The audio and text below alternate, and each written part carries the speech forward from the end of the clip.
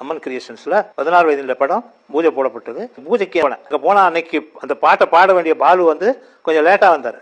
வந்தவருக்கு என்னன்னா தொண்டை கட்டிடுச்சு. ராஜா சார்கிட்ட இதை தொண்டை கட்டிடுச்சியா பாட முடியல புலம்பிக்கிட்டு இருக்காங்க இளையராஜாவும் பாரத ராஜாவும். இளையராஜா சொன்னாரு, வாசு வந்திருக்கான் இல்லையா, வாசுவை கூப்பிட்டு பாட வைப்போம், அதை ட்ராக்கா வச்சுட்டு அப்புறமா பாலுவை போட்டு மிக்ஸ் பண்ணிக்கலாம். எல்லாரும் அரை மனசோட தான் ஒத்துக்கிட்டாங்க. பாலு அப்ப வந்து ரொம்ப பிரபலமாக இருக்கிற ஒரு பாடகர். நான் புதுசு, எனக்கு பாட்டு சொல்லி கொடுக்க உட்காந்தாரு. அருமையான சந்தர்ப்பம் இது. ஏன்னா கமலஹாசனுக்கு பாட போற நீ இதுல ஒரு அடி அடிச்சினா தான் நீ ஜெயிப்ப. ஐயோ கமலஹாசனுக்கு பாட போறோமே, உள்ளுக்குள்ளேயே நடுங்குது. அவர் லைஃப் வரும்னு சொல்லி கொடுத்த பாட்டு அது. அந்த பாட்டு நான் பாடி முடிஞ்சோன்னா எல்லாருக்கும் பிடிச்சிருச்சு. அவங்களுக்கு என்ன பிடிச்சதுன்னா ஸ்லாங் வந்து ரொம்ப கரெக்டா இருந்தது.